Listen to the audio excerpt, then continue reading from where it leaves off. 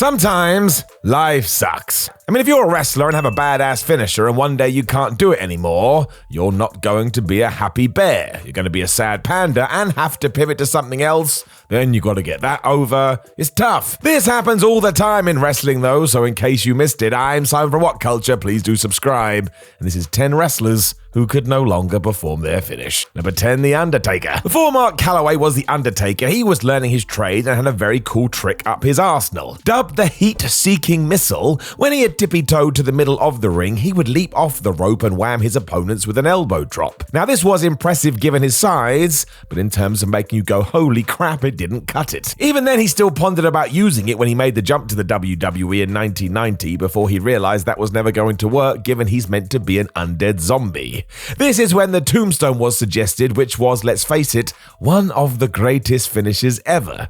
I mean, seriously, try and think of a better one. You can't. Number 9, Seth Rollins. Seth Rollins has had nothing but good finishes. In FCW, he used the Phoenix Splash, then moved to the main roster where he incorporated the curb stomp, then the pedigree, then that running knee thing. His execution was always so good because he made them look like death. That, however, soon became a problem for one Vince McMahon when the origins of the stomp came to light. Tying into a vicious scene in the movie American History X, Vince realized that kids may start doing this in their own backyards, and therefore it had to go. I do kind of get this, as anybody discussing it in mainstream media made it sound like the worst thing on the planet, but the fallout was quite the outcry from the fans. Therefore, we eventually came to a compromise. Rollins could do the move again, but the curb part had to go. So if you ever wondered why from nowhere it was just called the stomp, now you know. Number 8, Scott Steiner. Because he's nuts, everybody has forgotten how good early Scott Steiner was in the ring. I mean, he was a tank from day one, but he could still fly around the place and honestly was a marvel.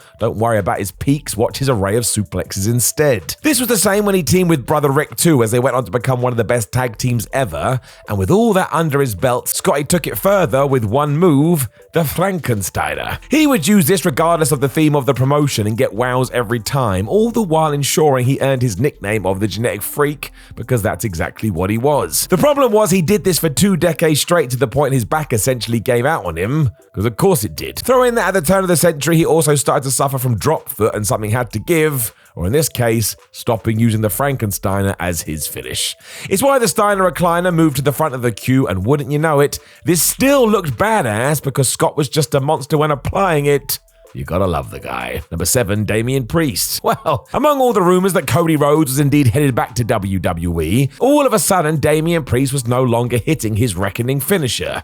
He switched to the Razor's Edge to apparently match his new attitude, but come on now, the Crossroads was the exact same maneuver, so something had to give. Kind of oddly, this actually worked out because around the same time, very sadly, Scott Hall passed away, who had helped Priest a lot, so him getting to do the same finish was a nice nod to not only a legend, but somebody who Damo was happy to shout out. Cody is winning matches with his version, so that is that. We're done, we can all move on. Truth then is not to pick a move that a bigger star may be using, because you can't win that battle. Number 6, Darren Young. And if you want proof of that, right here. This one is a little bit worse, as Mr. Young had only just picked this as his new finish and tied it into a long-running story. Then he got told, sorry Darren, that's a big nope. Because after aligning himself with Bob Backlund so he could make himself great again, he was bestowed the cross-faced chicken wing that had served his mentor so well. I mean, Bob had used that to become the WWF champion, so this seemed like a positive step for somebody wanting to climb the ladder. When October 2017 rolled around though and Oscar made the jump to the main roster,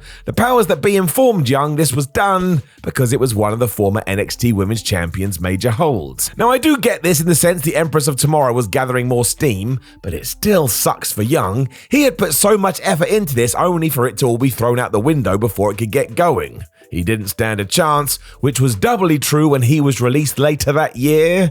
Really does seem unfair. Number 5, Jon Moxley. Jon Moxley has one hell of a DDT finish. It always looks like it kills the guy, but this wasn't his plan when he first showed up in the Shield. Because before he did indeed move to the Dirty Deeds, the then Dean Ambrose used a headlock driver that was actually kind of devastating when done right, so much so it was a surprise that WWE signed off on it. As the name suggests, Ambrose would grab his opponent's head as if to give them a bulldog before falling forward and spiking their head into the canvas. As Mox would tell of Fightful, though, this move was great against the right guy, but in the world of WWE where everybody is massive, it just looked bad. Apparently, one on Randy Orton was particularly awkward, and we all know that hurting the Viper is a very bad idea, so we changed it up. John has always said it was Joey Mercury who suggested the double arm DDT, and man, did he take that advice and run with it.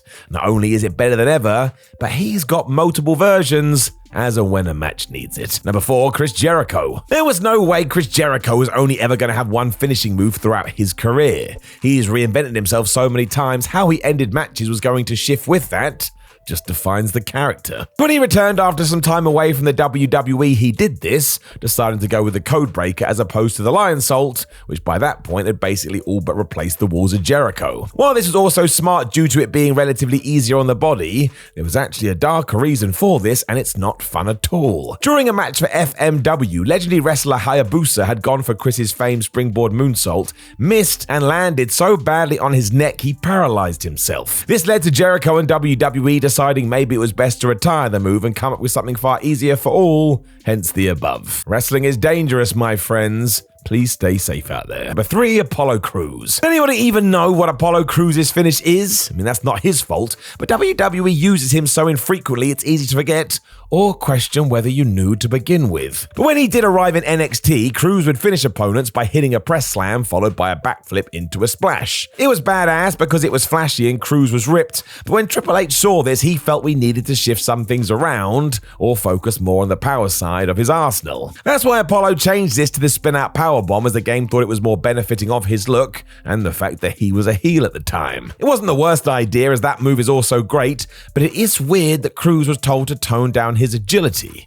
The man could spin and fly like nobody's business. Number 2, Tyler Rex. Now Gabby Tuft, and more power to her, the then Tyler Rex was not a big fan of John Cena. Yes, you heard that correctly. When she was competing in a WWE ring, though, Tuff would often use the Burning Hammer as a finish after a suggestion by Arn Anderson. For those that don't know, this was essentially an inverted attitude adjustment, and Rex was on it for a solid year. When she botched it one night, however, against Primo on a house show, Tuft was pulled aside by Cena and criticized for using the move, and even told off for deliberately altering what John did.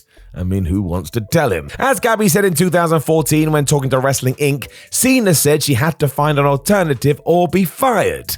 You'll be surprised to hear Tuff change this, although I'm not sure it helped her too much in the long run because soon after, she was released. Number 1, Triple H. Are you ready for this? In a different universe, the master of the diamond cutter is none other than Triple H. For you see, when he arrived in the WWF as Hunter Hearst Helmsley, he wasn't smashing people with the pedigree and was indeed using this version of the cutter.